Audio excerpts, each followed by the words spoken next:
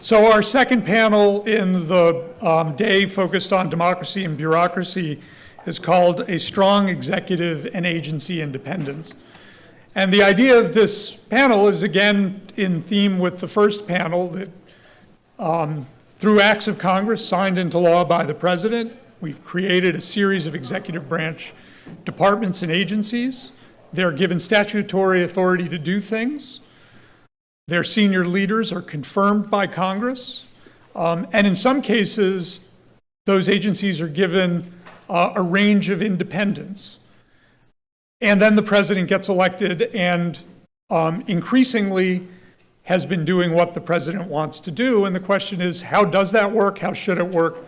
And how should it move forward? We have a terrific panel and a terrific moderator for that panel. Dasha Burns is Politico Playbook's chief correspondent, White House bureau chief at Politico, and the host of The Conversation with Dasha Burns. She is also the inaugural host of Ceasefire on C-SPAN. She previously worked at NBC News, where she covered the 2024 presidential campaign, including leading the coverage of the July attempt on President Trump's life while reporting on site in Pennsylvania. Before that, Dasha was a writer and contributor at CNN and served as a fellow at the United Nations Information Center. Born in Ukraine and raised in California, she graduated from a great state university, the University of California, Berkeley, with degrees in media studies and anthropology. Dasha, thank you so much, and handing it over to you.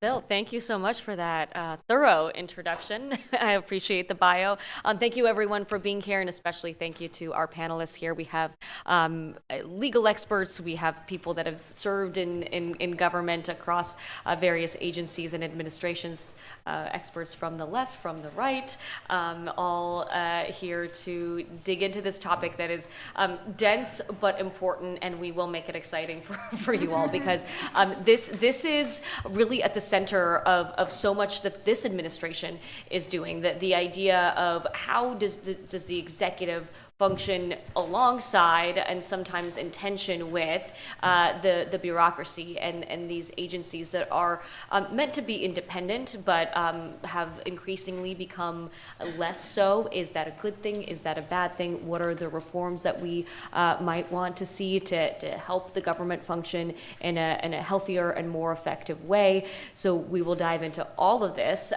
with you all, and as you go around answering the first question, perhaps you could do a brief intro of yourselves for our audience as well, so we all know what perspective you're coming from. I want to start with Sarah Wilson here, and you all feel free throughout this conversation to jump in if you have a point to add, but I'll make sure we get to all of your expertise here. I want to start with the basic premise of how the executive branch was set up, why these agencies are, in theory, supposed to be independent, and what is the trend that you have been seeing over the course of the last several decades and during this administration when it comes to that relationship and perhaps the tension between the executive and these agencies.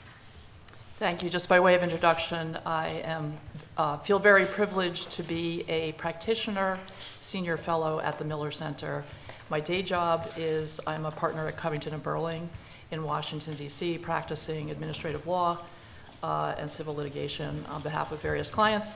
And in a previous life, I was in the Department of Justice during both the Bill Barr and the Janet Reno leadership years, and then in the White House counsel's office during the second term of the Clinton presidency.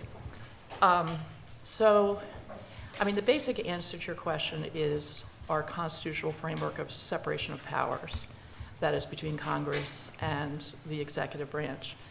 Since Professor Barbara Perry and I completed our essay this past summer, which is in your booklets, there's been a sea change in the direction of concentrated presidential power over so-called independent agencies. Just this past Monday, the Supreme Court granted cert before judgment on its emergency docket on the issue of whether an FTC member can be removed by the president not for cause. This sets the stage for what legal experts widely expect to be an overturning of the Roosevelt era Humphrey's executor decision, which upheld removal only for cause protections back in the 1930s in a case involving the FTC. If you'll indulge me just for a nanosecond, I just want to read a very brief excerpt from Justice Kagan's dissent, pithy dissent, because I think it really sums up the answer to your question, Dana. She wrote in a dissent joined by Justices Sotomayor and Jackson, "The majority may be raring to take this action," that is, overturning Humphrey's executor, "as its grant of cert before judgment suggests. But until the deed is done, Humphrey's executor controls and prevents the majority from giving the president the unlimited removal power Congress denied him. Our emergency docket should never be used, as it has been this year, to permit what our own precedent bars. Still more, it should not be used, as it also has been, to transfer government authority from Congress to the president, and thus to reshape the nation's separation of powers." I think that says it all in a very pithy and efficient way. Before others jump in, I'll just briefly say that as a practitioner, I like to think about things in practical terms and not just lofty scholarly terms. And so I've asked myself, as someone who represents large corporations as well as some individuals, before an independent 5-member bipartisan by statute commission, that is the Consumer Product Safety Commission, as well as a single administrator motor vehicle safety agency, NHTSA, part of DOT, the head being removable at the will of the president, what difference does constitutional structure make? What practical difference does removal make? My conclusion has been not much. What really is determinative of outcomes before one independent agency or a single administrator agency is instead what powers Congress gave those agencies and what those authorities say. Yes, there's a little bit of prosecutorial discretion, appetite for rulemaking or not, that varies, but mostly it's the statutory authorization that controls outcome more than removal power. I will say that my outlook has become a little more bleak in recent months, and I really worry, and this sort of resonates with the earlier panel, what happens when what is almost an inevitability, the Supreme Court reverses Humphrey's executor, any president, President Trump or whoever his successors may be, is allowed to remove independent commissioners, not for any reason or no reason, just on a whim. How will presidents contend with this? And I think also, where is Congress? And we'll get to that question as well. I had the pleasure of speaking with some of you before this. And Aditya, one thing that you talked about was the history of this tension of who controls the executive branch and how presidents have navigated this in the past. Can you walk me through a little bit of that and what you personally have witnessed in your role in government? Sure, yeah. So, again, thanks for having me at this event. It's a real honor to be here with such distinguished panelists. I'm a professor at the University of Virginia here at the law school, and my background is that I worked at the Department of Justice across a few administrations as a member of the Office of Legal Counsel and as well as an appellate attorney before I came to the law school. So it's really neat to be here to talk about these important issues. And to your questions, Dasha, part of this may seem a little bit academic, but I think it's useful and interesting to reflect on this big picture question of who controls the executive branch that in some ways you might say is the oldest constitutional question that we have here in America. And I say that because when the Congress gets together in 1789, after the Constitution has been adopted, they have a debate about this setting up of the first executive departments, the Department of Foreign Affairs, the Department of War, the Department of the Treasury. And this question is the first question that they address about the meaning of the Constitution. And there's a debate that occurs in Congress, which has been referred to in a number of these subsequent Supreme Court opinions over this question, whether it's Congress's right to grant removal authority or control of the executive branch to the president, whether, because, as Bill had mentioned in his introductory remarks, many of the main officers who are within the executive branch are appointed with the advice and consent of the Senate. They can only be removed with the advice and consent of the Senate. That's sort of a parallelism that some people argue about. Or whether the Constitution, in its terms, confers some sort of removal authority over the executive branch to the president, and that's a position taken famously by James Madison in this debate. So the actual implications of this debate continue to be debated to this day, and I'm sure we'll see some more of that play out in this case that Sarah had mentioned has been granted by the Supreme Court. Maybe there'll be some more argument about what this debate meant, but the basic point is over the course then of the United States' history, especially the 19th century, the debate flares up again, and you may be unsurprised to find out, especially when there's a changeover in party. And so, for example, when the Jeffersonians take over from the Federalists, Thomas Jefferson is elected president, the debate flares up, and there's a question about whether Jefferson can remove members of the executive branch for basically any reason. Or when Andrew Jackson takes over the executive branch after a period during which people who sort of were similarly aligned had been in office, there's this question that arises again. Most famously then, when Andrew Johnson becomes president after Abraham Lincoln is assassinated, Congress seeks to limit Johnson's ability to control the executive branch and passes a statute that's called the Tenure of Office Act. And by that requires Johnson to remove members of the executive branch only through the advice and consent of the Senate. And Johnson then seeks to remove the Secretary of War, who at the time would have been responsible for Reconstruction in the South. And the Secretary of War refuses to leave, says this is illegal, you're firing me illegally. And we literally have a moment when Johnson is telling the Secretary of War, leave the Department of War, leave the Department of Defense, and he refuses Back to Department of War again, by the way. No kidding, yeah, I know. But, By executive order, not Right. by statute. Just saying. It's all on theme here. and so that's sort of the historical backdrop. This leads up to Johnson's impeachment trial, and one of the counts is that he's violated the Tenure of Office Act by seeking to fire people within the executive branch in violation of the statute. Well, ultimately, the Tenure of Office Act is repealed after many presidents over the course of the post-Civil War era say that this statute is hindering our ability to control the executive branch and is leading to corruption in the appointment and removal of officials. We cannot get rid of corrupt officials within the executive branch. So it's repealed, and at around the same time, the independent agencies that Sarah mentioned are created.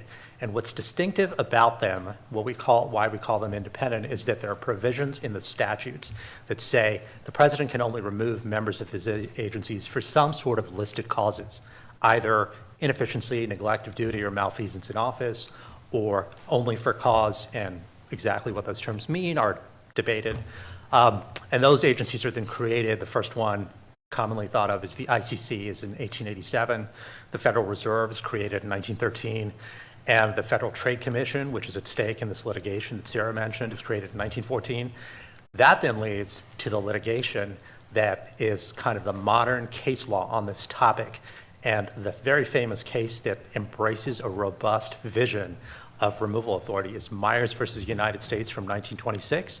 And then the case Sarah mentioned, Humphrey's executor, pares back some of that authority in 1935. And we'll have some more Supreme Court case law in the very near future on how exactly those cases interact. Well, and this administration is really testing the law, testing the norms, testing the boundaries.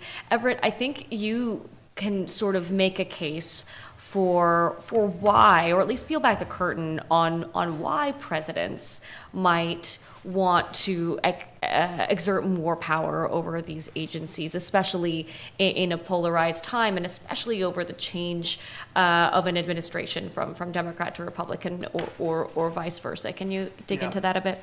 I'll certainly give it my best shot. Thank you, Dasha. So my name's Everett Eisenstadt. I'm a partner with Squire Patton Boggs currently. I'm a Schlesinger Fellow here, very proud to be affiliated with the university.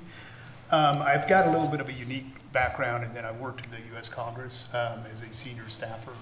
So maybe you can answer the where's Congress question too. Yeah, believe me, I have many notes. But, you know, I did that for 15 years, both in the House and Senate. I also worked as a career official at the U.S. Trade Representative's Office and had gone through a transition from a Democrat to a Republican president. So I've experienced it as a career official.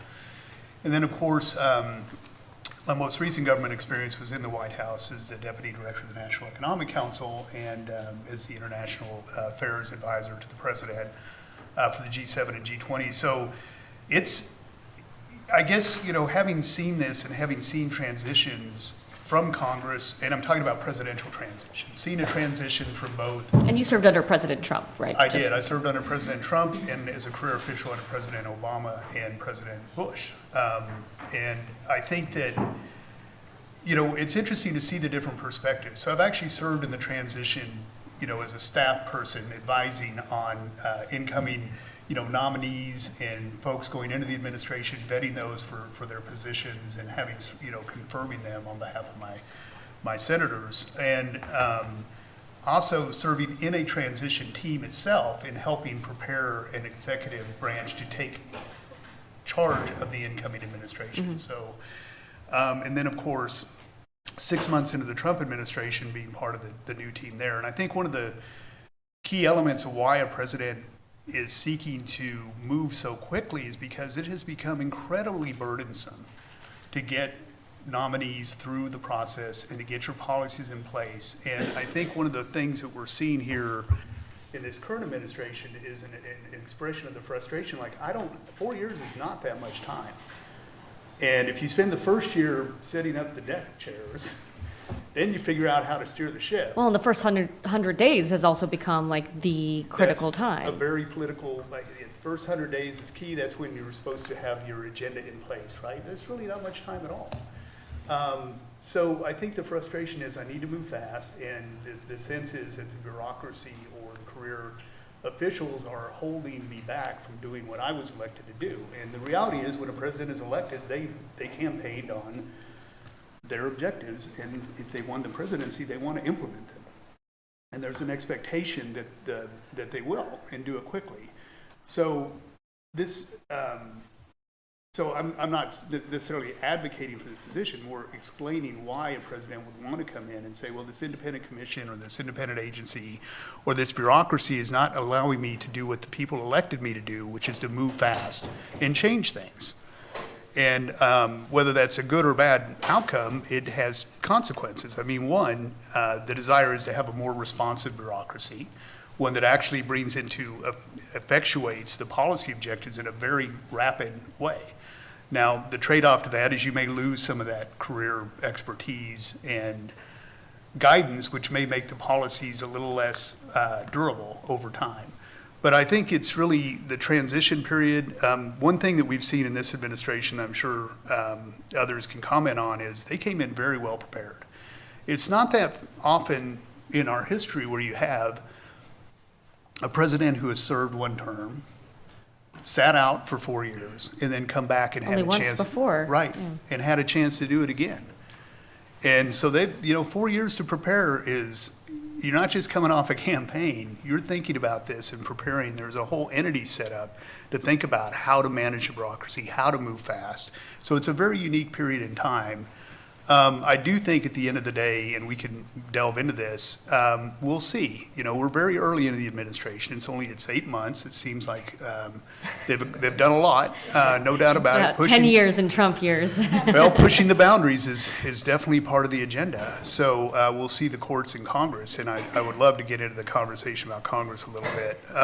Just one other point that I think has not been raised is that when you have an executive branch that is, and I do believe a lot of power has devolved to the executive branch, the reality is that happened over a long period of time. The government is so massive now, the administrative state.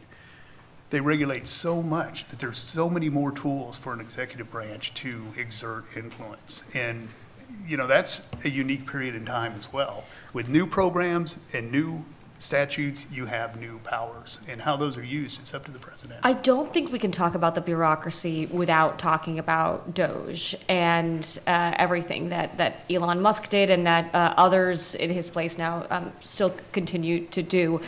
There is a reason, to your point, Everett, that while a lot of people were frustrated, shocked, angered by the execution of how Musk and the DOGE department executed what their mandate, there was a reason why a lot of Americans were behind the idea of paring back the bureaucracy, the administrative state, of making things simpler, more streamlined, that people were frustrated what they saw as government bloat, right? And Mara, I'm going to go to you because you're nodding your head here.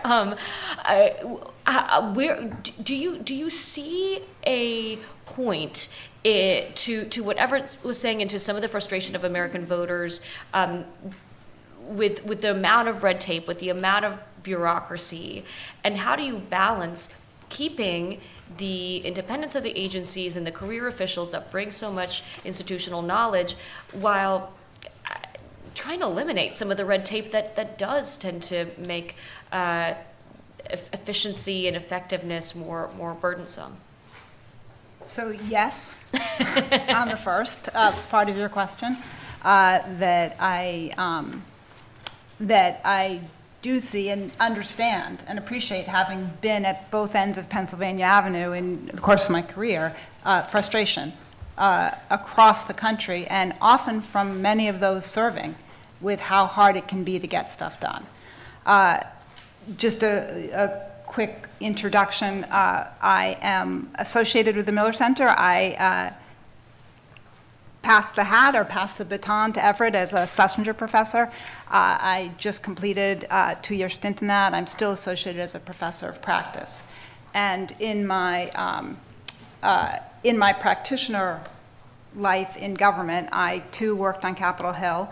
I want to give huge credit to Lee Hamilton, who is the chair of the House Foreign Affairs Committee, and then the ranking member, who I served as chief counsel, because from him, I don't think there is a better teacher in what the role of Congress is meant to be, and the relationship between the legislative branch and the executive branch, which I would welcome coming back to, and also why Lee Hamilton, probably, he may disagree with me on this, but I think wouldn't get elected in Indiana right now. And I think we should talk about that, because I think that gets to some of these issues. And in the executive branch, I served under President Clinton at the White House as a deputy national security advisor by the end of my stint there, and for President Obama as well at the White House, and then at State and at USAID. And I will use that as a jump. I also did the transitions into and out of several different administrations, so understand what you're saying on some of these challenges and where we keep repeating problems and challenges, and why it is normal. And I think Shalonda and Josh both made this point, for any executive who are politicians by definition, to maximize the amount of power that they have available to them. I would go back and I could draw, I think, a straight line from, Adita, your impressive essay in the Stanford Law Review, which was optional reading here, but, but I did it. Gold sword. All the way back to the Founding Fathers debates. Because I think, and I say that not only, whether you read Hamilton, the Federalist Papers, or you've just seen the musical, which actually I think is one of the better arguments for where culture and politics come together. The straight line to me is that it is meant to be a debate in this democracy experiment in terms of how much power the executive has, how much power the legislative branch has, and how much power our judiciary has. And there's meant to be a tussle between and among them. And where I would disagree with where you come out in the essay, and I point to the essay because it is itself structured as a debate, and a very civil debate between two people of opposing views on the relative power of the executive. Where I disagree with, I think, the view that you represented there, Adita, is that I think it is meant to be an ongoing tension, and I think the experiment of democracy fails if there ends up being an agreed-upon passageway where one of those three entities prevails above and beyond all else.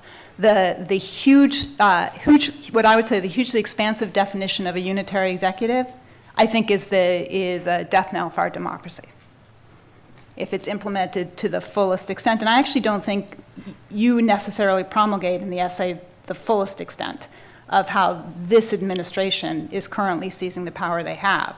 But that's why I think the point of Congress is so important, because I do think the courts, and Sarah, you mentioned this, are watching to some extent what the legislative branch does. And no one branch is meant to have power to decide for all three.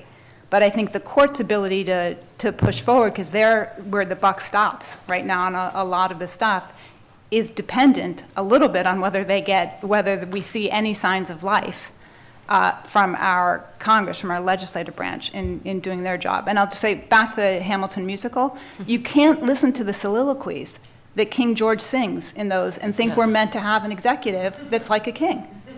It's like the whole reason we went off on this experiment was I want to not get to end up Alex there. and Rob, but Aditya, real quick, do you want to respond to what Mara had to say about your brilliant essay? Oh, it's hardly brilliant. No, it's, thanks for reading it, first of all. I did read the footnotes. We all look for readers, whether they're critical or otherwise, and so I'm happy to found another one. So this question, which the Supreme Court's now going to be addressing, of whether the president has the authority to remove members of independent commissions, regardless of if Congress has enacted these statutes that limit that authority. As I mentioned, it's one of the oldest in constitutional law. And I understand that there are different perspectives on this. And just to recap where I come out, I do think, based on the structure of the Constitution, as well as the history and elaboration of how this issue was addressed over the course of generations, that the president has a fairly robust authority here as compared to how other people would look at this question. And I think that the way that I would explain it is that there was over the course of decades debate on this topic, and there was a settlement on the topic, and this then gets to the bigger question of how you interpret the Constitution. It's probably one that we can't fully resolve around this table, but it gets to that question. So I think maybe one way to address that productively, like around the table, would be to pick up the thread that Sarah had started and Everett had started, which is, practically speaking, what does this mean, and what does the constitutional law or resolution that the Supreme Court might arrive at, what does it mean for the functioning of American government? And it seems to me that there's a part of the American bureaucracy that, as Everett was explaining, and you heard about earlier on in the day, turns over immediately when a president is elected, right? Immediately, there are new people who staff the Department of Justice or the Department of the Treasury or Department of State, all of which are not independent agencies, or if not immediately, very quickly thereafter. Whereas... Sorry, Mara's making a face. Sorry, it's just that's not the reality. In addition to OMB, or it hasn't been to date, in addition to OMB, which Josh described, right, how many people stay behind, the National Security Council staff has a career staff in two forms. One, the people who run the Situation Room, who take the calls from around the world. Any new president coming in on the first day of their administration has lots of calls to handle. Those are all career detailees who are manning those jobs 24/7. In addition to that, historically, which is not the case in this administration, 70 to 90% of your National Security Council staff are career detailees. So they lose their records with each new president coming in, because they all go back to the agencies. No one can keep anything that was at the White House for the previous administration. It's meant to go to the National Archives, which you can also discuss. But those are all career people, and they are some of the backbone. And it's not a small thing to lose their institutional expertise, even as, for your earlier question, which I didn't answer thoroughly, or maybe at all, beyond my yes. You start. There's much that's complicated, and much that takes too much time, and there is a tendency to put in more rules and more regulations with each passing administration and not peel anything back. So there's a certain sigh of relief when somebody comes in and says, no, we're gonna take out all this underbrush. But in doing that, you start a fire. And I want to get back to this debate here, but I want to bring in Alex and Rob and your experience as practitioners, your in the room expertise. Alex, you talked a little bit when we chatted before this about Obama's frustration with the bureaucracy and the, I don't know if you want to call it the deep state or what, however various presidents want to label the institutions that predate them, the people that predate them, and how that impacts what they're able to do. And I want to kind of hear from both of you on this, but Alex, why don't you start? Great, thanks. It's a real pleasure to be here and just such an important topic and time to be talking about it. So I'm new to the University of Virginia, teaching at the Batten School, teaching public policy, but previously served both at the National Security Council and at the State Department in the Obama administration first and then in the Biden administration. So my comments come a little bit from seeing things from the White House perspective, but also seeing them from the agency perspective. Obviously, those perspectives are very different and in conflict frequently. I want to build a little bit on the point that was made earlier about, Everett, I think you made, about the desire to move fast and change things. And I think this is consistent. Or move fast and break things, as this administration likes to say. Or move fast and break things. We're getting a spectacular display of that right now, but this is, at least in my experience, something that every president experiences. They come in with an electoral mandate, they come in with a set of ideas and a team, and they want to bring about real change. And I think there's a tension between that momentum and that expectation on the one hand, and a constitutional system which is designed to actually slow the policy process down. Our government is meant to have, as the Madison quote, which was offered at the beginning, where ambition checks ambition. Our system is designed to avoid the imperial power of a president or any individual by having redundancies, by having slow and deliberative mechanisms which make it actually difficult to move fast. And I think what we have to distinguish a little bit is, on the one hand, attacks on that idea and on the institutions which ensure checks and balances in that way, on the one hand, which again is a frustration that every president faces. And on the other hand, a growing sense for presidents and leaders even within agencies that the bureaucracy is no longer able to deliver almost anything. The bureaucracies are too slow, too complicated, that the regulatory frameworks are too expansive, et cetera. And I think distinguishing those is really, really important, because if you believe that things are slow, if you believe that the principle of divided government, of checks and balances is right, then that's actually not where you should be addressing your attention. You should be addressing it on reforming the bureaucracies themselves in such a way that they can be more responsive to citizens' needs. And it makes me think, kind of reflecting back on the Biden presidency, there was the insult cast at him by President Trump frequently, Sleepy Joe. And I think that landed because of his age. But it resonated because Americans believe that the government is not moving quickly to address the things that they care about. It's not, and you see that as some of my former colleagues in the Biden administration have laid out in excruciating detail. Legislation passed in year one or year two has still not resulted in the allocation of resources and the actual building of programs. And so I think we all have to reckon with a country in which the American people are extremely frustrated. They don't see the status quo as addressing the issues that they care about, and they're looking for solutions. This president has chosen one, which is, again, to, I think, peel back the separation and to try to strengthen the president at the expense of every other aspect of government. And to your point, but that's not Everett, the only solution. To your point about and I want to get to solutions before the end of this, because we're all pointing out a whole lot of problems here. But Rob, I wanted to get your perspective on one thing that Alex said, which is the frustration that people feel and why nicknames like Sleepy Joe might resonate. and how that does impact the person sitting behind that resolute desk, right? At the end of the day, that frustration from voters is often pointed at the person in the Oval Office. So how does the feeling of being hamstrung and of seeing that voters feel you might not be following through quickly enough on your promises, how does that impact the psychology of a president, and how you've seen in practice that can impact how they decide to navigate, how much respect they choose to give to these checks and balances, and how much they want to push boundaries? It's rather a big question. I'm going to try to work These are all independent tiny agencies themes, back into you know, this. all very I'm Rob. Everybody, good to meet you all. Thanks, Bill, for putting this all together. It's a fantastic gathering, and it's great to see some old friends, Everett, and a few others in the room. The question itself talks about frustration. In the first Trump administration, I had left 16 years on the Appropriations Committee on the House, where I ran all the national security work for most of that time, and was asked to come into OMB to run the national security work within OMB. So I got to know Shalonda when I was on the Hill and have amazing respect for her and her professionalism and the work that she's done both on the Hill and within Congress.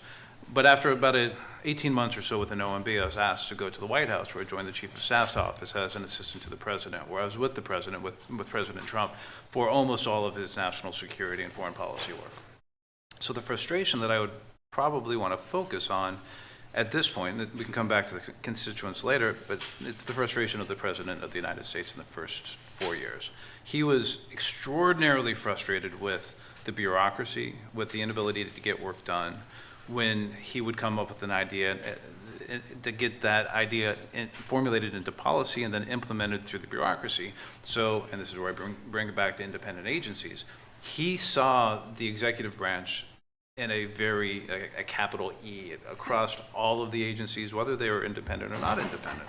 I worked for a time at the Commerce Department running policy there, and a lot of what I worked on was on telecommunication. But he saw the FCC as his telecommunications arm. Ajit Pai, who was director at the time, was chairman at the time, frequently came into the White House to talk to the president about telecommunication, which was tremendously frustrating for many of the civil servants and political appointees who had come into work at NTIA and other parts of the Department of Commerce. But that's the way the president respects getting work done quickly and getting work done within the parameters that he articulates. He was able to do that through some of the independent agencies in the first administration.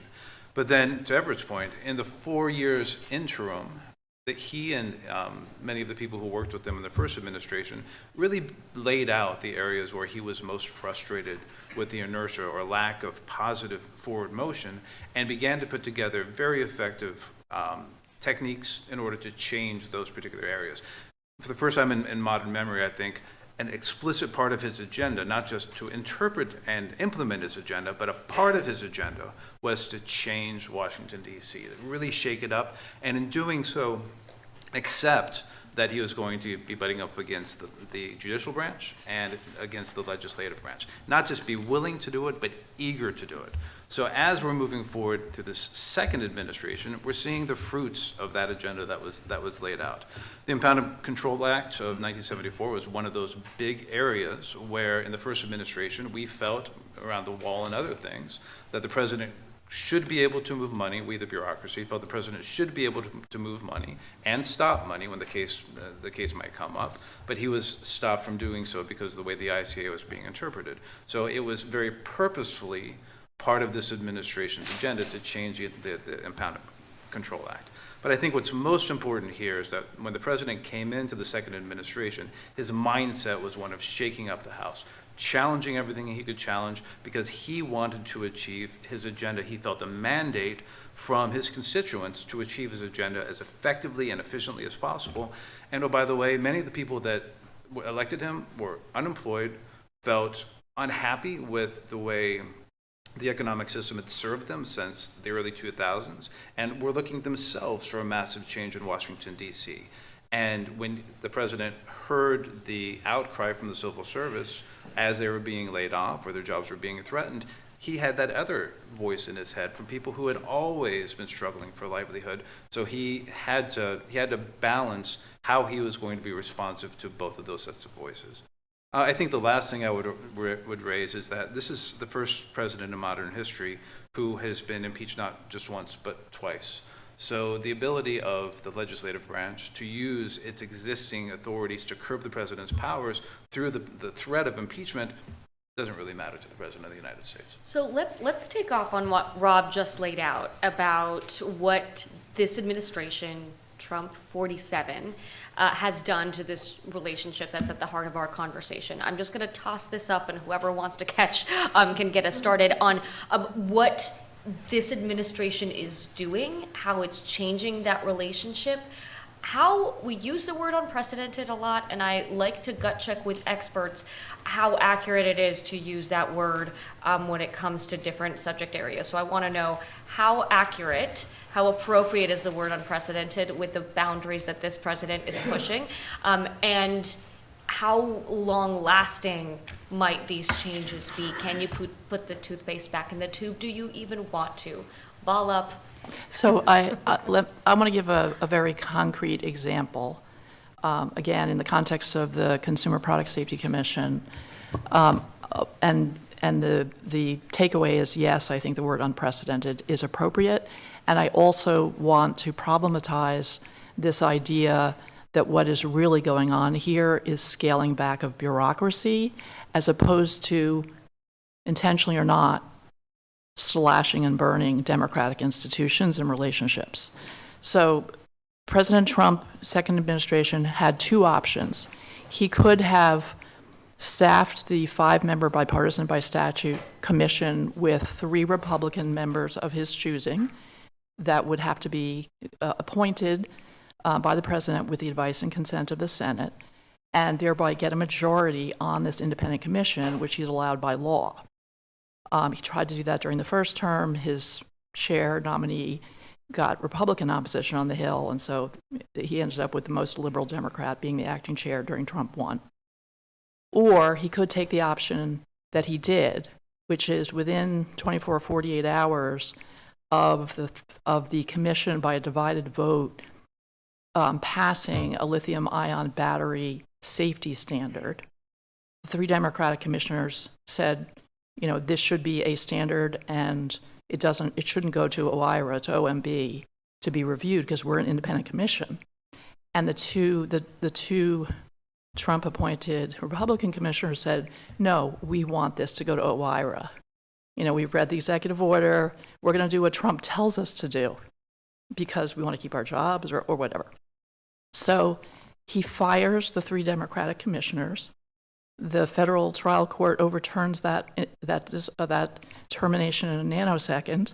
Supreme Court stays the reinstatement because the harm to the government of an independent agency member performing executive functions purportedly is more dangerous than going back to the status quo of the way the commission used to operate.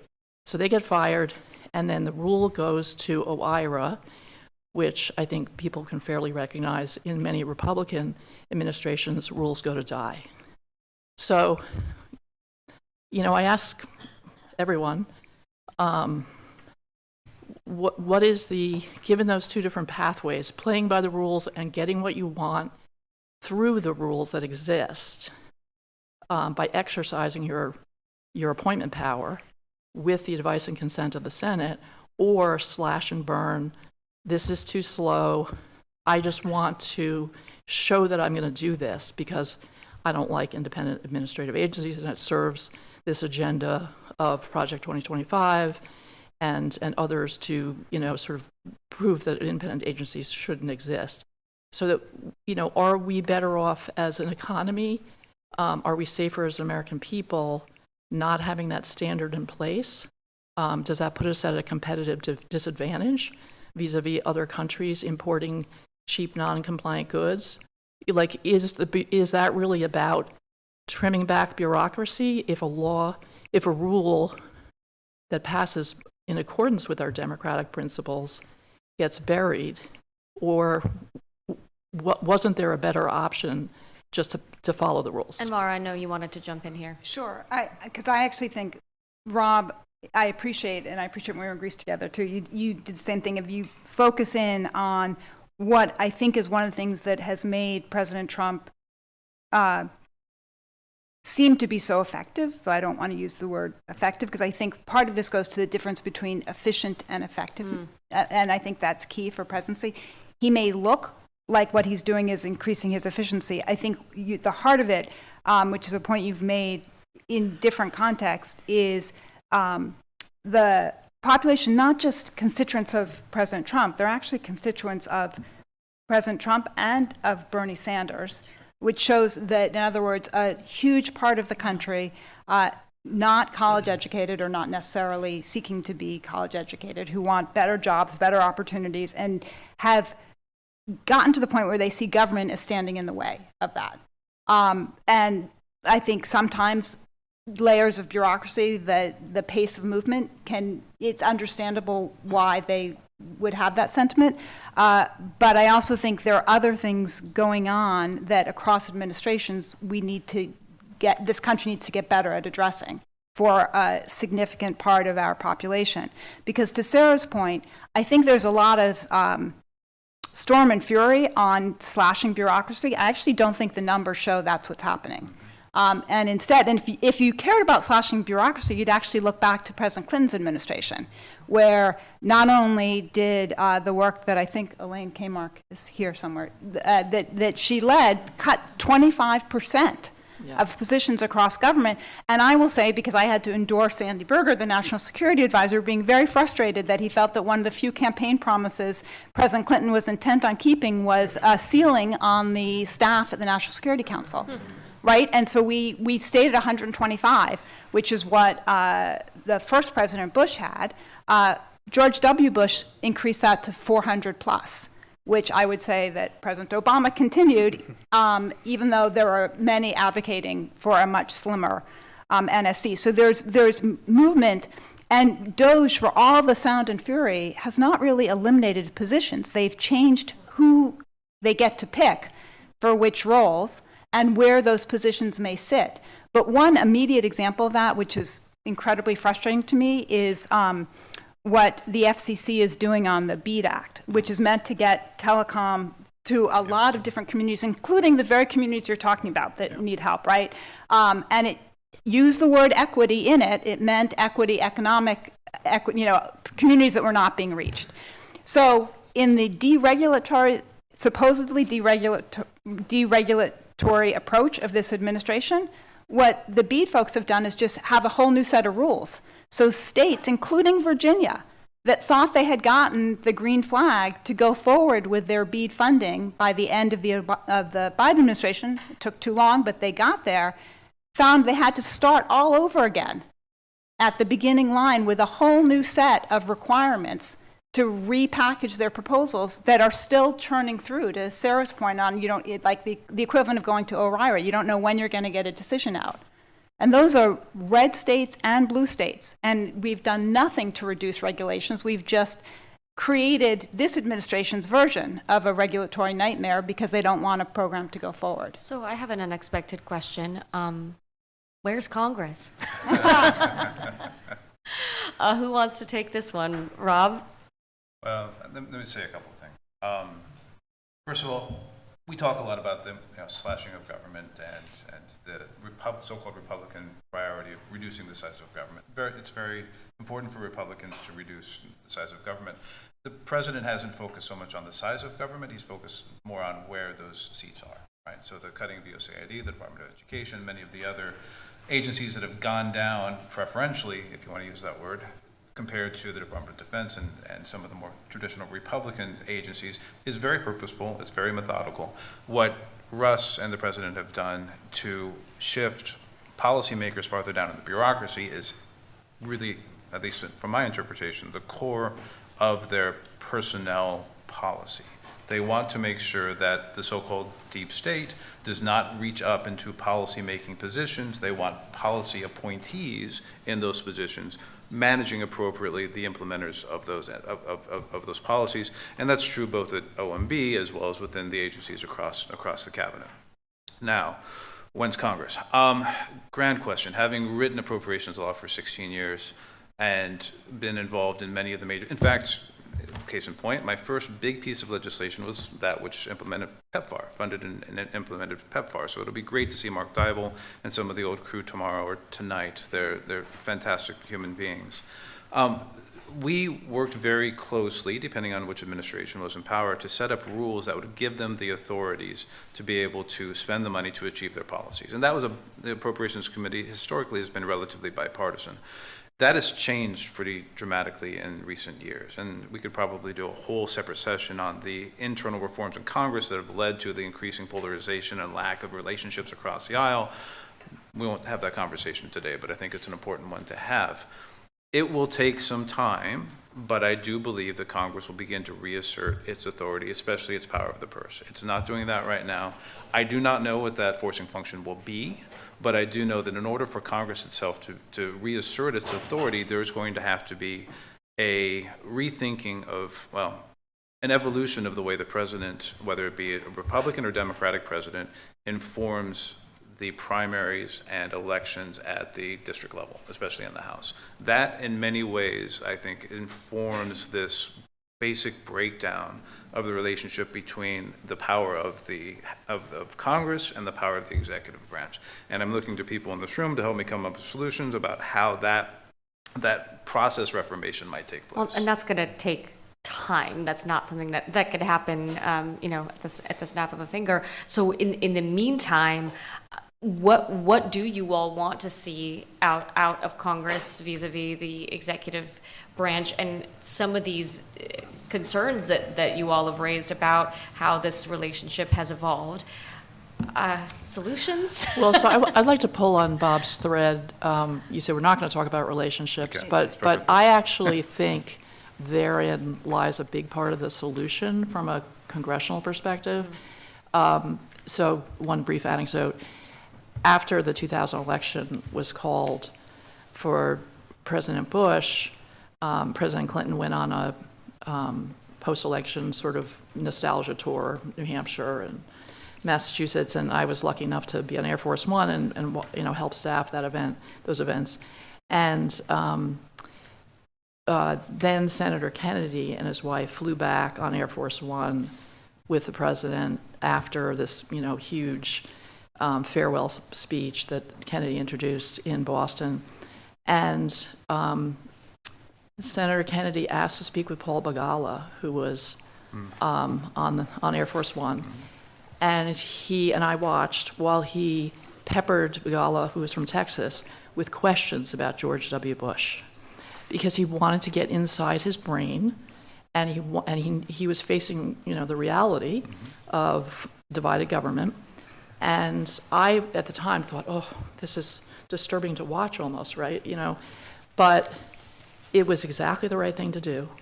And I may not be precise on my facts here, but my recollection is that one of the first pieces of legislation that went through during the George W. Bush first term was education reform, sponsored by Ted Kennedy. So, Danforth, George Mitchell, Angus King. I mean, there are lions still. I think some lions in the Senate and maybe the House, but they don't seem to be working together and talking with one another in a way that I think it was actually a feature of the Biden administration, but more of that. But I mean, is that good. that anecdote feels like it's out of a different Marvel universe. Yeah. It really Very does. 19th century. and so given where we are now, how can we either bring some of that back or see it in new form? Well, I see the same threads appearing again and again, even from the first panel, so there's a lot of connectivity here, which is great. I think It shows, Bill kind of maybe planned it that way. yeah, which shows how thoughtful the program is, but unprecedented, this is a definition of unprecedented. There was an article out yesterday that literally went through not just on independent agencies, but across the board. Emergency power, unprecedented. It's intended to be unprecedented. You asked how durable it is. I'd say on policy, we'll see. And I'm going to come back to Congress on that. On establishing new precedents, no doubt about it. what's happening today and what's going to happen with the courts and Congress over the next couple of years are going to set the standard for the next administration, whether it's Republican, Democrat, Independent, whatever. Because once people see these tools, they're going to use them. You can't put the genie back in the bottle. So institutionally, I think they're very durable. And we can talk about the implications of that. On the policy side, someone earlier talked about big change in policy and how much importance it is to have Congress actually legislate. When you legislate, that sets decades. You can change policy for decades. Restructuring institutions, allocating money, creating new programs, it's amazingly durable. And the issue now, and one of the fundamental issues you asked about, what are the solutions? I don't have a solution, but I have some thoughts. One, Congress is not equipped to match the administration. If you think about, and you can call it the administrative state or whatever, all the resources are with the executive branch. Congress has CBO, Congressional Research Service, which is great, small core of dedicated researchers, but institutionally, they don't have the expertise to match toe-to-toe with the executive branch. So just conducting oversight on programs and holding, oversight hearings, accountability, monitoring expenditures, calling in staff, even on conversations to call in a staff person and say, hey, let's talk about how this program's working. The resources just aren't there. So I think part of it is a rebalancing, and then fundamentally, and this has already been said, but I'll say it again because I think it's very important. If you don't exercise the power, you lose it. So Congress has to exercise its power or it's going to lose it over time. And I believe, and I think you may have said this, Rob or Mara, Congress will act at some point. There will be a rebalancing. This is like a rubber band. It can only go, I think we will see that come back. I think Congress will act. And we'll see. But at the end of the day, the accountability has to come from the people. And unless the people are demanding that the members do what they feel is needed to be done on the restructuring, the accountability, and Congress doing its role, then the members are not going to be incentivized to do it. And they're going to look for empowerment through other means, which is now through political, I don't want to call it patronage because it's more like the system, the support. Yeah. Can I jump in on that effort? Because I think where you ended, to me, is the place to start. I'm firmly against expanding staff in Congress, which I know is a popular view. I don't think that's the solution. I think that adds to the problem. I think the question is how you get Congress focused on oversight and the jobs that were meant to be their jobs and appropriations. And I think that comes back to how they get elected. Because listen, the primary purpose of folks who are there, I think the way Lee Hamilton explained it to me at one point was everyone should have their own red lines on what's worth it to them to continue serving or not. But they're also focused on then how do they get reelected. And for many members, it's getting reelected above all else. And they may tell themselves that being reelected is the best way to make sure the stuff that is most important to them. And so they'll compromise at this point. So until they are more worried about winning a general election than they are about being primaried or losing a primary, that balance isn't going to change, right? You won't get to your kind of oversight. You won't get to members of Congress who want people who actually explain where the challenges are to them. And so I think, to me, that's part of why these midterms coming up are so important, because that's going to be the first test of who prevails in general elections or not, getting through the primary process. And there will be people who recalculate based on that. But I think to your rubber band, it is stretching. I think we can't, I hope that it comes back, but I think because we're still in an experiment in this democracy, you can stretch it so far that it breaks. And then we don't have the system at all that we have anymore. We only have about 10-15 minutes left, and I do want to give some of our great audience members a chance to ask a couple of questions. So does anyone in our audience have anything for these great minds here? Let's go to this. Oh, sure, we'll start with you.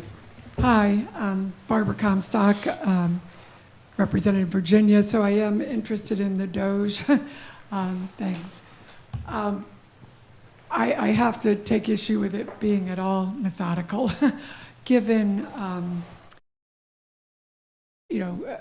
whatever, you did have in the Clinton administration, they did look at it and go at it methodically, whether you agreed with how it went through it all. But in this case, first of all, you did things like fire all of the IGs. Was one of the first things that was done. And the inspector generals are the people in each agency who have already identified for years fraud, waste, and abuse. And many of them were some Trump IGs and people who were very friendly to the whole mission. They got fired. So it was a very ideological thing where they just wanted to go in and slash and burn and had this whole political agenda, not a let's go in and find waste and fraud. So that was one of the problems from the beginning. And then they brought in these kids who didn't know government at all either. So when you had, their silly names and all, who went in there, they didn't understand the work they were doing or the agencies that they were in that created a lot of problems.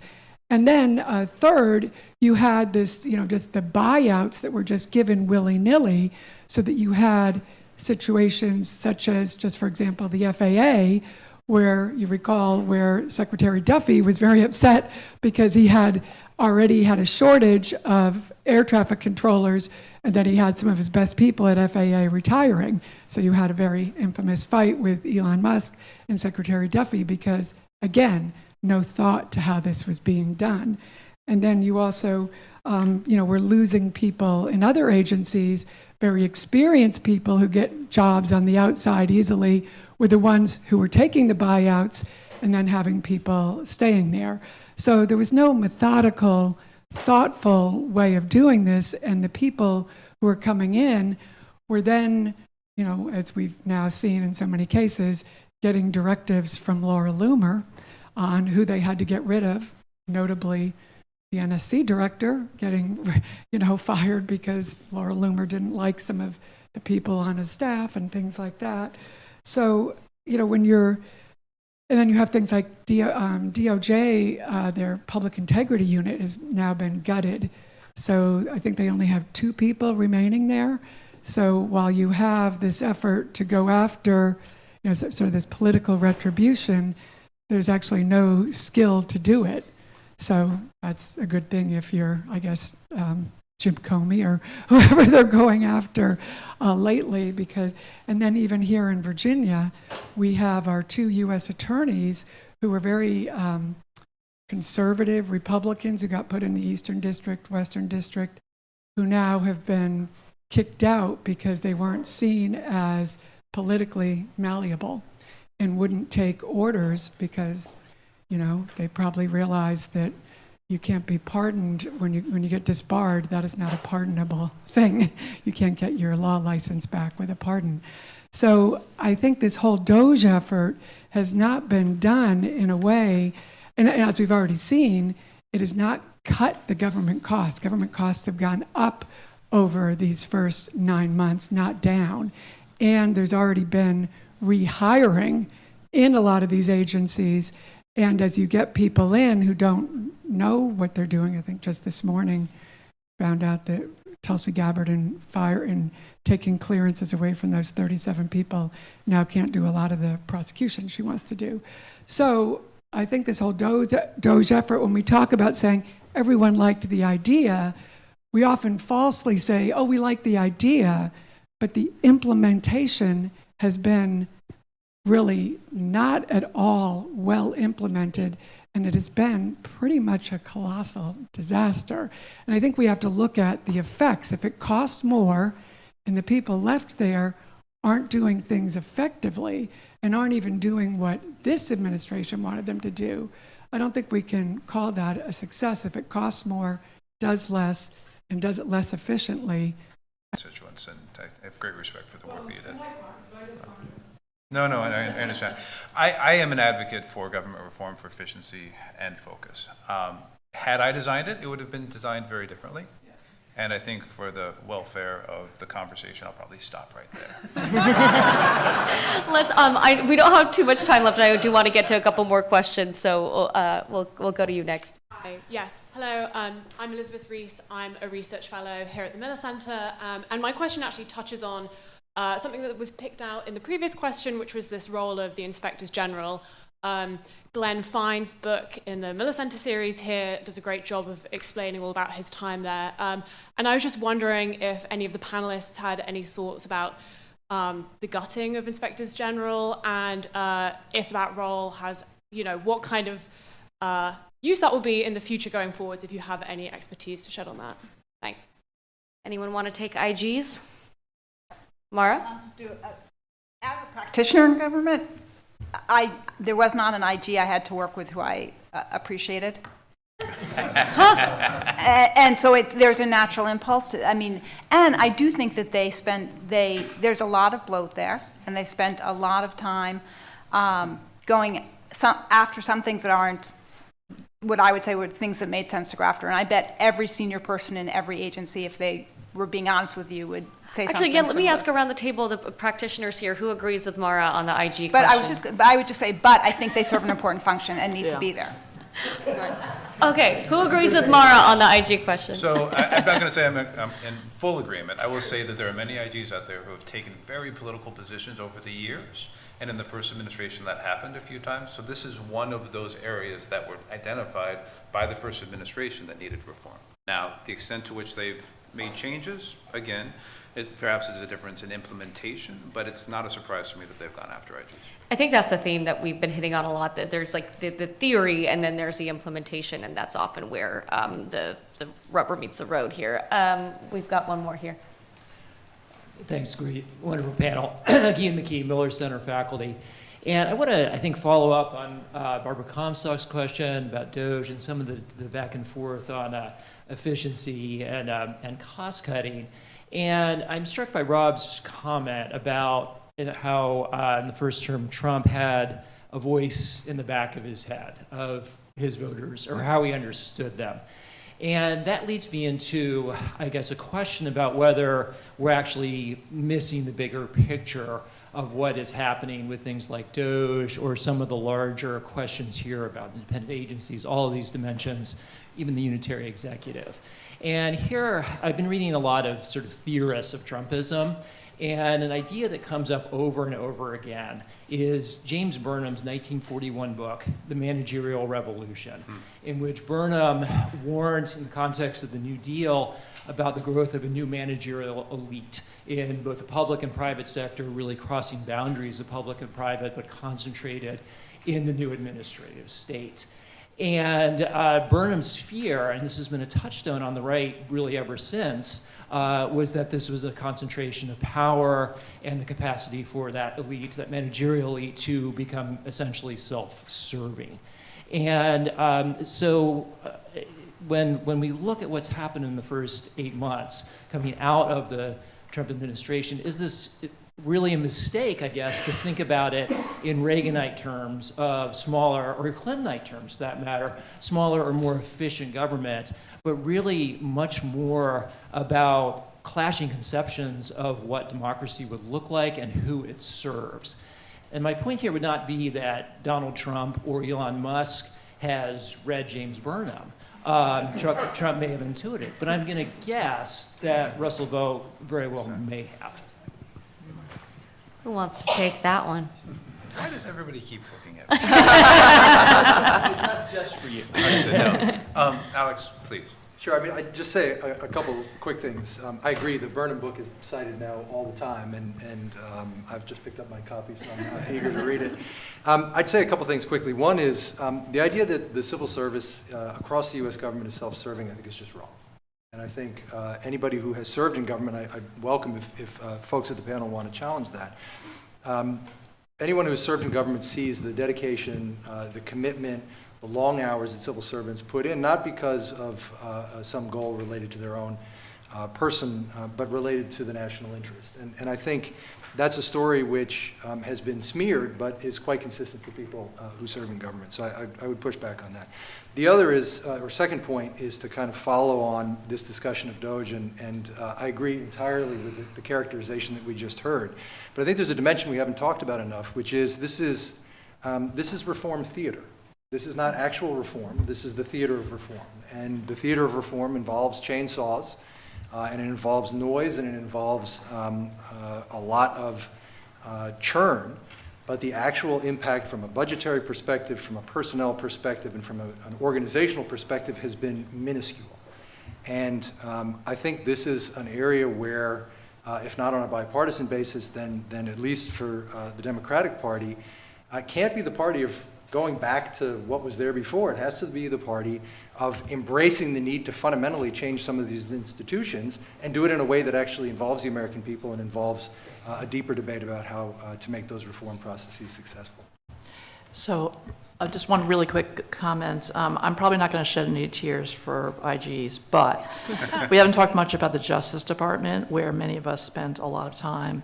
And I do think that some of the changes and norms and practices and departments and the way work is allocated, the Justice Department is going to do lasting damage, and it may be hard to sort of put Humpty Dumpty back together again, although I'm hopeful. The elimination of the honors program, which many people, that's where I started my career at the Justice Department, I think is going to, level down the talent at the department at the entry level. The open politicization, like no one's trying to hide the fact that we're going after our enemies. And for an attorney general to, sort of embrace that presidential directive, if you will, with no resistance, but actually, say, yes, sir, is astonishing, I think, across Republican and Democratic administrations.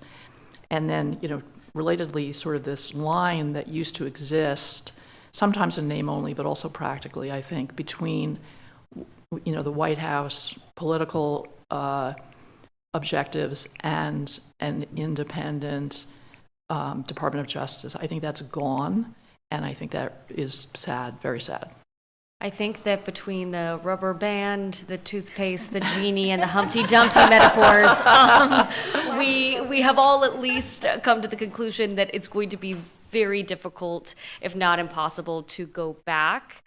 And so the only other option is to move forward and to find solutions and to make reforms.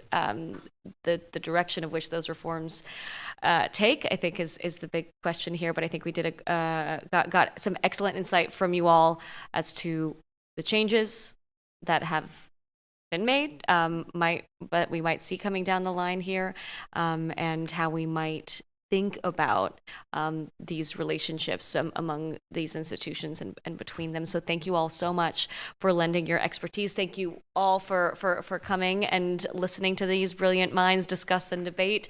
That's what this is all about. And thank you, Bill, for bringing it all together. So appreciate you all.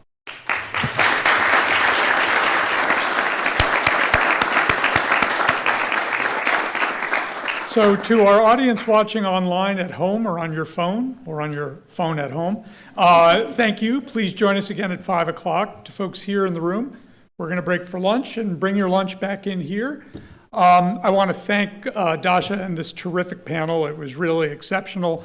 And I also want to thank everybody else who chimed in. I have a list here of, on the one hand, Paul Mahoney, I think, set us off well by saying there are these traditional Republican views in favor of executive power, Democratic views either for Congress or for a large government. But what's striking to me is my long list of things where Republicans said things against type and Democrats said things against type. Democrats talking a more lean, efficient government, talking back to the great days of the Clinton reinventing government.